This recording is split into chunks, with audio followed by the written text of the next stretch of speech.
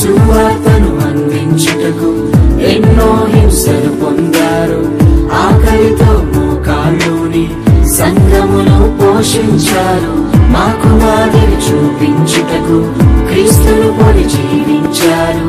మీ జత పని వారము మేము, మీ జాడలు చిన్నత పనికై మమ్మును పిలిచిన దేవా, మా కొరకై నీ ప్రాణం అర్పించుతివి.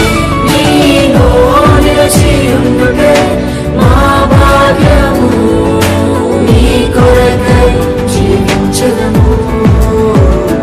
ఉన్నత పనికై మమ్మును పిలిచిన దేవా, మా కొరకై నీ ప్రాణం అర్పించుతివి. నీలో నిలిచి ఉండుటే మా భాగ్యము, నీ కొరకై జీవించదము.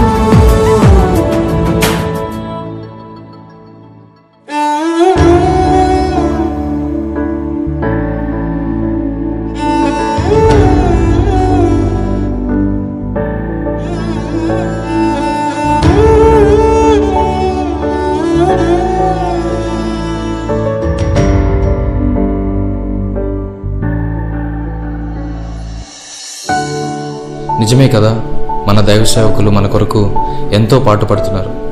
మన జీవితంలో కష్టం వస్తే వారు కన్నీటితో ప్రార్థన చేస్తున్నారు. మన జీవితంలో బాధలు ఎదురైతే వారు మనల్ని ఓదారుస్తున్నారు.